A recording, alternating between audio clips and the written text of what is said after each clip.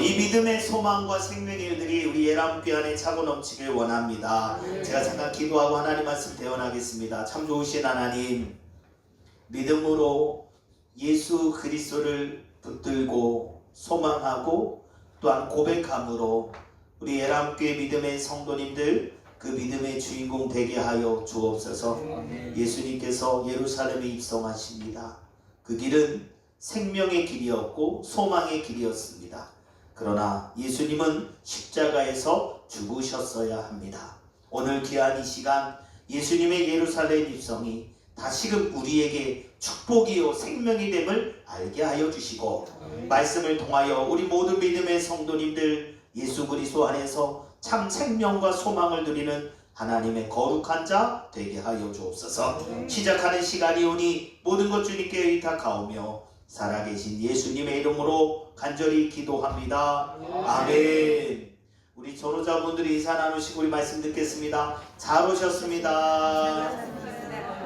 한 번 더 인사하겠습니다. 당신이 그 믿음의 주인공이십니다. 당신이 그 믿음의 주인공이십니다.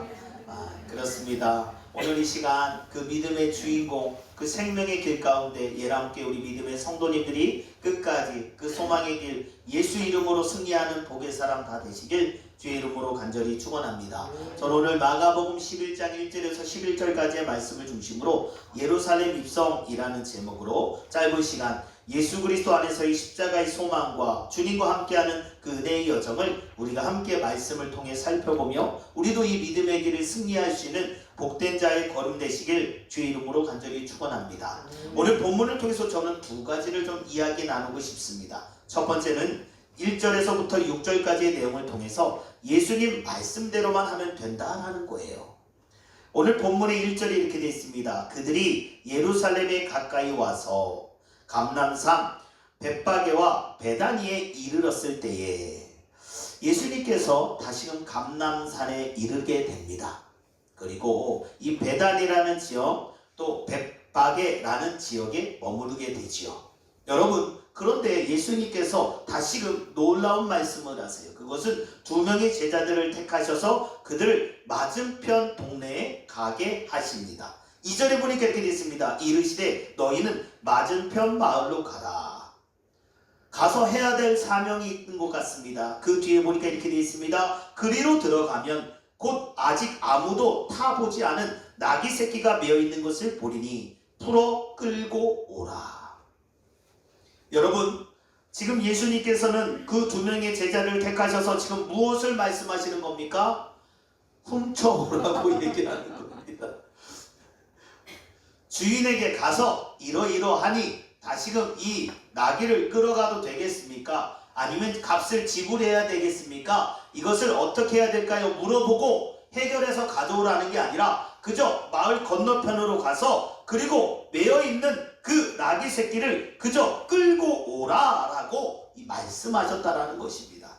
사랑하는 예람교회 성도 여러분, 여러분이라면 이 말씀에 순종할 수 있겠습니까? 쉽지 않겠죠. 3절에 보니까요, 그래도 예수님께서 이렇게 말씀하십니다. 만일 누가 너에게 왜 이렇게 하느냐 묻거든 뭐라 그러라고요? 주가 쓰시겠다 하라. 여러분, 예수님께서 그래도 조금은 제자들이 불편할 수 있을지 모르니까 다시금 안전장치를 하나 주셨습니다. 그것은 누가 너희에게 이렇게 왜 하고 있니? 라고 물을 때 주가 쓰시겠다고 하십니다 라고 답변하라는 것입니다. 그러면 그리하면 즉시 이리로 보내리라.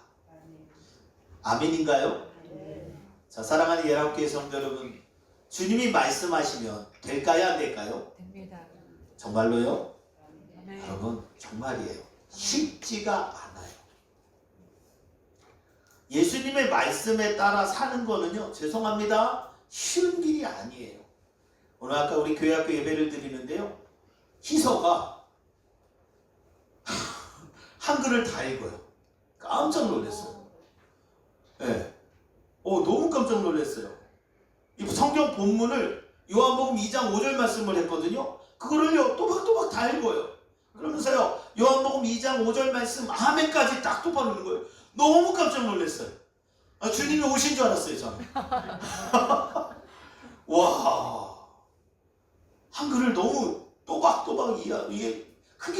보여주면서 이야기하는데, 그걸 말하는데 와, 너무 감사한 거예요. 네. 여러분, 아이들은요 그냥 아무것도 아닌 것 같지만요 아이들은 잘하더라고요. 네. 그리고 아멘 아멘 하면서 하는데 그 믿음이 자라요. 여러분, 참 중요한 부분인 것 같아요. 그런데 아이들은 부모가 아니면 선생님이 가르쳐준 대로 해요, 안 해요? 합니다. 어릴수록요 부모가 가르쳐준 대로, 또 그리고 선생님이 가르쳐준 대로 해요. 집에서는 좀 말을 안 들을 수 있어요. 그런데 신기하게도 어린이집을 가고 유치원을 가고 학교를 가면 선생님 말씀을 들어요, 안 들어요? 들어요. 신기하게. 참 신기하죠. 아이들은 부모의 말을, 선생님의 말을 꼭 잘 듣습니다. 그 말은 뭐예요? 순종한다는 거예요. 믿는다는 거예요. 그런데 놀라운 것은 우리는 하나님의 말씀, 예수님의 말씀에 대하여 믿음으로 주님이 쓰시겠다 한다, 그렇게 말을 전하고 가져오라라고 했을 때 가져올 수 있느냐는 거예요. 그렇게 믿음으로 우리가 할 수 있느냐는 거예요. 4절에 보니까 제자들이 갔답니다. 잘한 겁니까? 못한 겁니까? 잘한 겁니다. 그리고 4절 중간에 보니까 나귀 새끼가 문 앞 거리에 매여 있는지라 그것을 푸니 5절 거기 서 있는 사람 중 어떤 이들이 이르되 나귀 새끼를 풀어 무엇 하느냐 하며 6절 제자들이 예수께서 이르신 대로 말한데 이에 허락하는지라. 아멘. 여러분, 기적의 역사는 언제 나타날까요? 여러분이 믿음으로 순종할 때 나타납니다. 네. 여러분이 믿음으로 순종하며 그 일을 진행할 때 여러분의 삶에 능력이, 기적이 나타남을 잊지 마시길 바랍니다. 네. 예수님의 두 제자는 범죄자가 아닙니다. 그들은 예수님의 말씀에 믿음으로 순종했던 순종의 사람일 뿐입니다. 네. 그리고 정말 어린 나귀 새끼의 주인이 그 일을 허락하게 되었을 때 그들은 알게 됩니다. 예수님의 말씀이 진리였음을, 예수님의 말씀이 진짜로 이루어졌음을 그들은 알 수 있었다는 것입니다. 사랑하는 예람교회 성도 여러분, 저와 여러분의 삶 가운데 예수님의 말씀에, 우리 명령에 순종하는 인생을 살아보면 어떨까요? 예수님이 말씀하신 대로 우리에게 반드시 이루어질 줄 믿습니다. 여호수아 3장 14절에서 17절에 보면요 이런 말씀이 있습니다. 백성이 요단을 건너려고 자기들의 장막을 떠날 때에 제사장들은 언약궤를 메고 백성 앞에서 나아가니라. 여러분, 이제는 이스라엘 백성들이 다시금 요단을 건너야 될 때가 되었습니다. 여호수아를 중심으로 해서 하나님의 말씀의 성취를 이루기 위하여 가나안 땅에 들어가는 그 초입에 요단강을 건너는 그 상황 가운데 섰습니다. 요한복음 3장 14절에서 그 모습을 보이는 거죠. 그런데 놀라운 것이 무엇입니까? 제사장들은 언약궤를 메고 백성 앞으로 나아갔다라는 겁니다.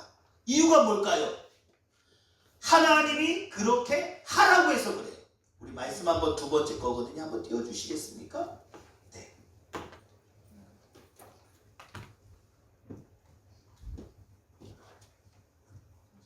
네, 혹시 될까요? 네. 제사장들이 언약궤를 메고 백성 앞으로 나아갔던 이유는 다른 것이 아닙니다. 그것은 하나님께서 그렇게 하라고 하셨기 때문입니다. 앞에 혹시 없을까요? 네. 17절 말씀만 좀 보도록 하겠습니다. 그럼 우리 같이 읽어볼까요? 시작.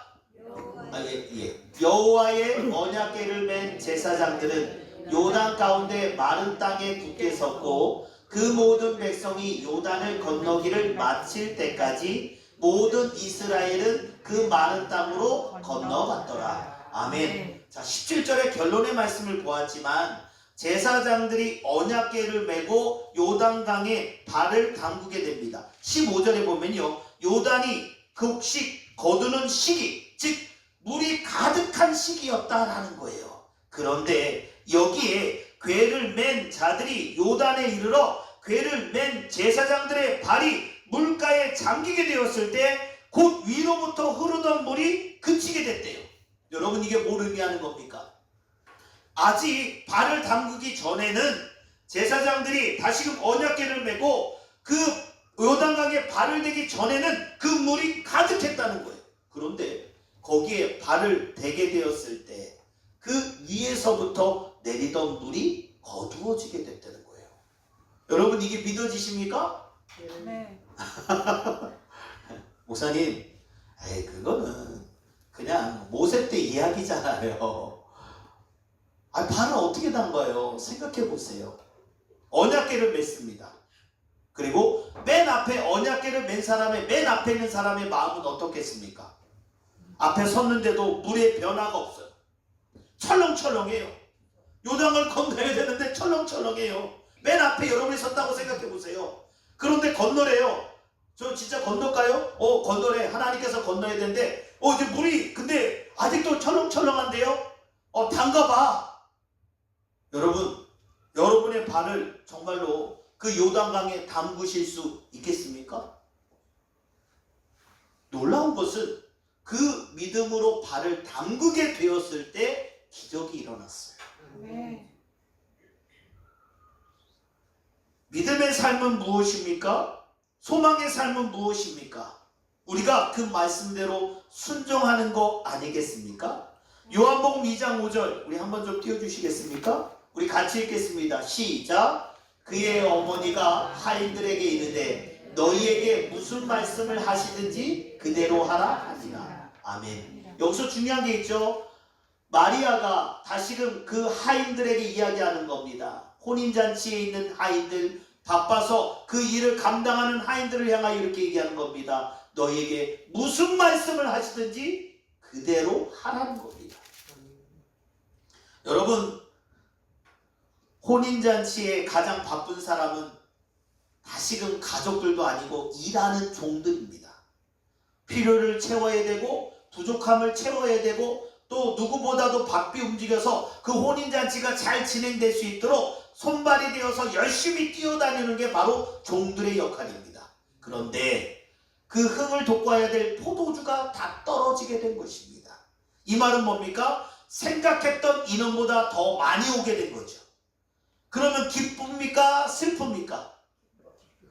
주인은 기쁘고 혼인하는 사람들은 기쁘지만 일하는 사람은 힘듭니다. 제가 CNA-고 여기 토요일날 왔다 갔다 할 거 아니에요. 토요일날 사람이 많을 때 보면은요, 제가 우연히 들었습니다.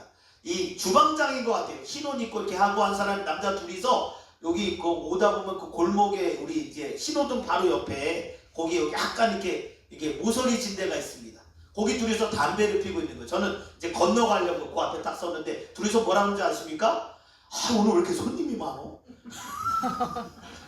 왜 이렇게 많아? 요즘에 없더니 왜 이렇게 많아? 그러면서 둘이 불평하고 있어요. 일하는 사람이. 제가 그 얘기를 들으면서 저 사람들은 주인이 아니구나. 사장님은 기뻐요, 안 기뻐요? 기쁘죠? 뭐니 해도 머니가 생기니까 기쁘죠? 근데 일하는 사람은요, 왜 이렇게 많이 왔어 오늘? 정신이 없는 거예요. 담배를 둘이 피면서 아니 제가 뒤에서 이게 앞에서 듣는데 기가 막힌 거예요. 여러분 생각해 보세요. 주인은 사장님은 기뻐가지고 하는데 그 일하는 사람들은 얼마나. 근데 이 말씀이 생각이 나는 거예요. 이 말씀. 여러분 바쁜 하인들, 사람이 많이 오게 되어서 포도주가 떨어질 정도로 사람들이 메어 터지면서 기뻐하는 그 잔치집에 사람이 많다 보니 포도주가 떨어진 거예요. 여러분, 그런데 지금 마리아가 그들을 불러다가 하는 말이 너희에게 무슨 말씀을 하든지 그대로 하라. 놀고 있는 하인들입니까? 아닙니다. 열심히 하는 아이들입니다. 최선을 다하는 아이들입니다. 그런데 그들에게 뭐 하는 겁니까? 예수님이 말씀하신 대로 순종하라고 말하고 있습니다. 그러면 여러분, 그 순종은 무엇이었습니까? 6 항아리를 채워야 돼요. 물을 채워야 돼요.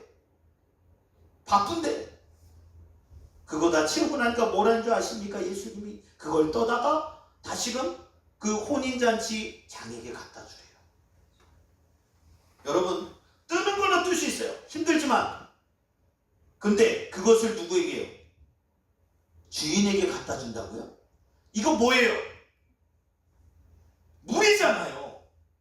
누가 떴어요? 자기들이 떴어요. 이거 물인 거 알아요. 근데 떠서 다시금 그 주인에게 갖다 주래요.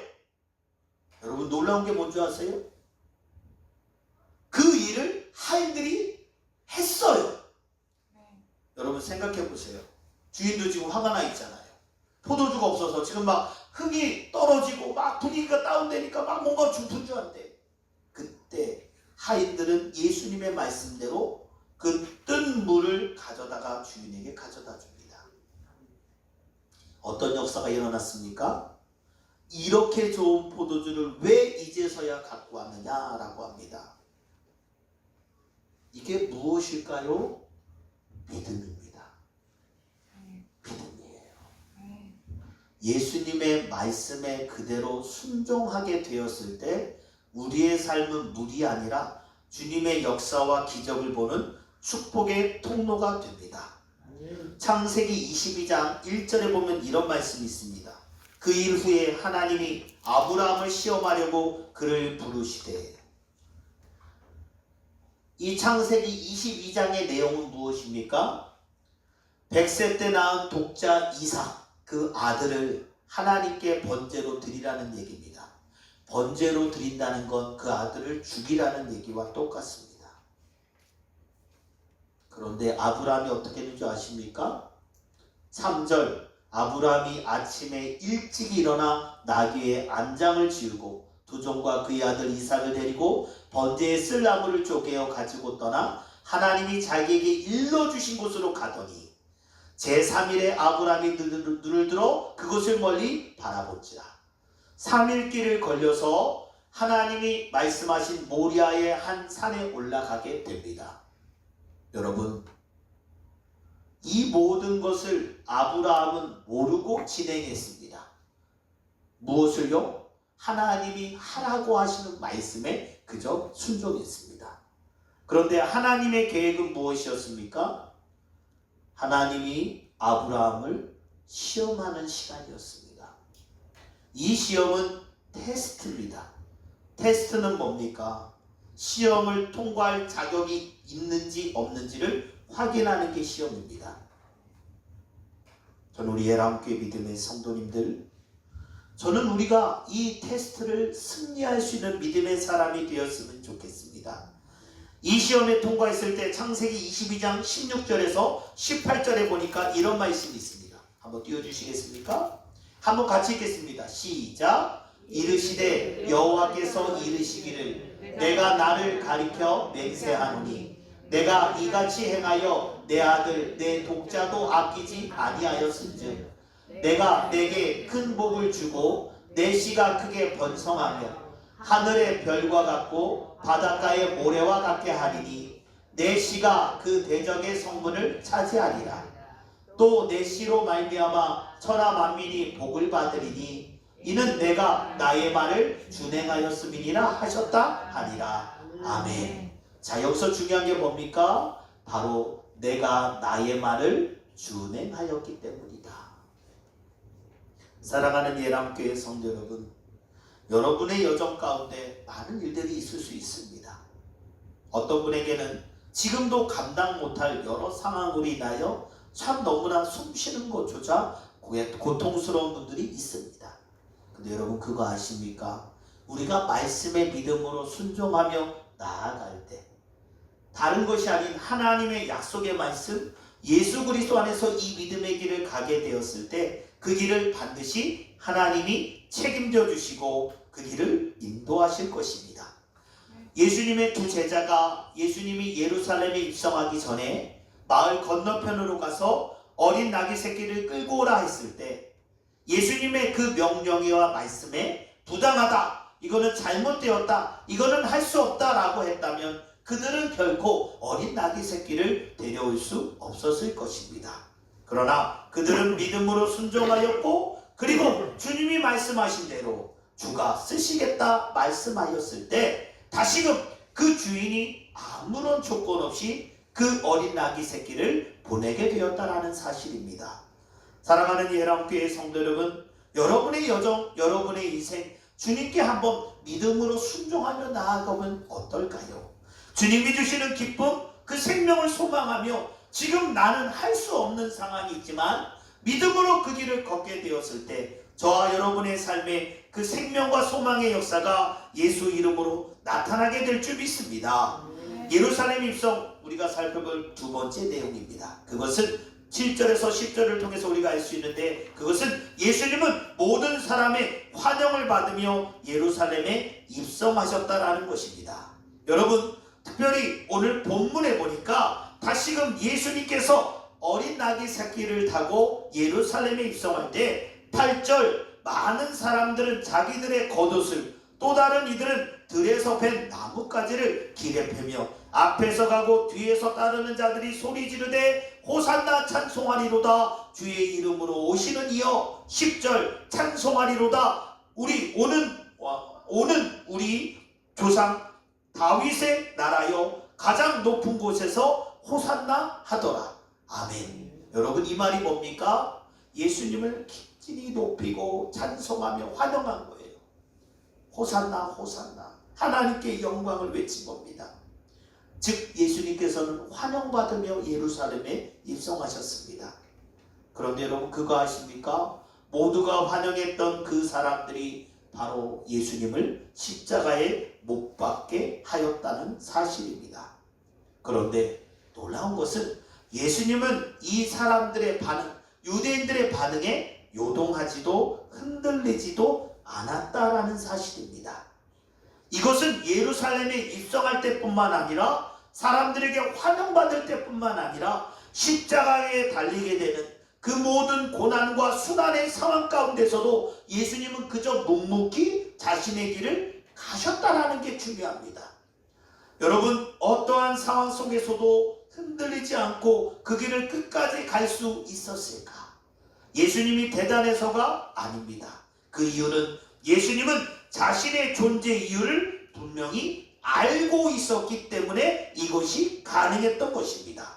말씀 한번 보겠습니다. 마가복음 10장 45절 말씀 있습니다. 함께 읽겠습니다. 시작. 인자가 온 것은 섬김을 받으려 함이 아니라 도리어 섬기려 하고 자기 목숨을 많은 사람의 대속물로 주려 함이니라. 아멘. 예수님이 이 땅에 오신 목적은 두 가지로 이야기합니다. 인자가 온 것은 섬김을 받기 위해서가 아니라 섬기기 위해서 오셨답니다. 그리고 많은 사람을 대신하여 대속물로 서기 위하여 이 땅에 오셨다는 것입니다. 이 말은 세상에서 가장 낮은 자의 모습, 겸손의 모습으로 이 땅에 오신 예수 그리스도를 가리킨 것입니다. 저는 우리 예람교회 믿음의 성도님들, 하나님이 주신 은혜가 충만했으면 좋겠어요. 네. 여러분이 가는 곳마다 많은 사람들이 칭찬하고 여러분들을 마음껏 인정해주고 또 축복받는 존재가 되었으면 좋겠습니다. 근데 여러분, 그럴 때뿐만 아니라 여러분을 향하여 많은 비난과 고통과 어려움의 시간이 주어져도요, 우리는 그 어떤 상황 가운데서도 누구와 같이, 예수님과 같이 흔들리지 아니하고 이 믿음의 길을까지 갈 수 있는 예수의 사람이 되길 소망합니다. 왜냐하면 이것이 끝이 아니기 때문에 그렇습니다. 제가 유기성 목사님을 곁에서 뵈면서 그런 생각이 들었습니다. 참 겸손한 목사님. 그냥 우리가 예의로 하는 말이 아니라 진짜 겸손한 목사님이시더라고요. 누구보다도 성도와 교회와 또한 자신을 예수 그리스도 앞에서 진심으로 대하는 그 유기성 목사님의 모습을 보면서, 목사님이 큰 교회를 했고 또 위지엠이라는 이런 예수동행 운동을 해서 대단한 것이 아니라 그 어떤 상황에서도 겸손하게 낮은 자의 마음으로 예수님과 동행하며 그리스도의 몸된 교회와 성도들을, 또 자신을 그 그리스도 앞에 세워나가는 그 모습이 너무나 귀하게 여겨졌습니다. 여러분, 예수님께서는 섬기기 위해서 또 자신의 목숨까지도 대속물로, 화목제물로 내놓으시기 위하여 이 땅에 오신 것입니다. 여러분, 그렇다면 예수님은 죄가 많은 분이었을까요? 그렇지 않습니다. 예수님께서는 우리가 다 잘 알듯이 누구보다도 흠 없는 분이셨습니다. 그런데 그 예수님께서 친히 우리의 화목제물, 대속제물이 되신 이유가 뭘까요? 그 이유는요, 레위기 22장 21절을 통해서 우리가 알 수 있습니다. 우리 레위기 22장 21절 말씀입니다. 우리 함께 읽어보겠습니다. 시작. 만일 누구든지 서원한 것을 갚으려 하든지 자기로 예물을 드리려 하여 소나 양의 화목제물을 여호와께 드리는 자는 기쁘게 받으심이 되도록 아무 흠이 없는 온전한 것으로 할지니. 아멘. 여러분, 하나님께 드림에 있어서 가장 중요한 게 뭘까요? 아무 흠이 없는 온전한 것이에요. 여러분, 어린 양 아니면 흠이 없는 그런 제단에 하나님 앞에 드리는 거 귀한 겁니다. 그런데 이게 진정한 죄의 문제를 해결하는 건가요? 아닙니다, 여러분. 놀라운 것은 우리의 모든 죄를 해결하기 위하여 친히 그 제단에 제물이 되신 분이 바로 예수님이신데, 예수님은요 아무 흠도 아무 죄도 아무 별점도 없는 온전한 분이셨습니다. 그 예수님이시만이 우리의 죄를 뭐하실 분, 해결하실 수 있는 유일한 분이십니다. 우리 요한일서 4장 10절 말씀 한번 띄워주시겠습니까? 함께 읽겠습니다. 사랑은 여기 있으니 우리가 하나님을 사랑한 것이 아니요 하나님이 우리를 사랑하사 우리 죄를 속하기 위하여 화목제물로 그 아들을 보내셨습니다. 아멘. 여러분, 우리의 죄를 해결하실 수 있는 분은 유일한 분이 누구예요? 예수님이십니다. 이 일을 이루기 위하여 하나님께서 친히 그 아들을 보내셨다는 거예요. 오늘 우리는 종려주일, 고난주일, 또한 고난주간의 시작을 주님 앞에 예배자로 서며 나아갑니다. 예수님의 예루살렘 입성은 그냥 이루어진 것이 아닙니다. 내가 오늘 올라가서 예루살렘에 입성해야지, 들어가야지가 아니라 이 모든 것이 하나님의 계획과 하나님의 뜻 가운데 이루어진 너무나 놀라운 크신 사랑이요, 그 크신 은혜임을 우리는 기억해야 됩니다. 예전에 청소년부를 가리키면서 어느 학생이 그런 얘기를 해요. 전도사님, 저는 꿈이 없어요.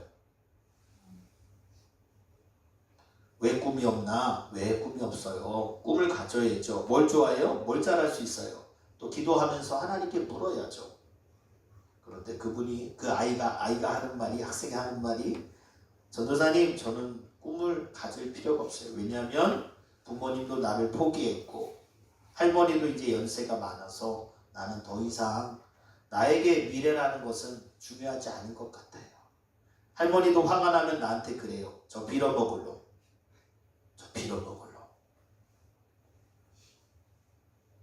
저는 쓸모없는 아이인가 봐요. 저는 꿈이 없어요. 그냥 빨리 졸업하고 싶어요. 그리고 어디론가 사라지고 싶어요. 전도사님, 예수님이 정말 저를 위해 오신 게 맞을까요? 제가 그 아이를 대하면서 그런 말을 했어요.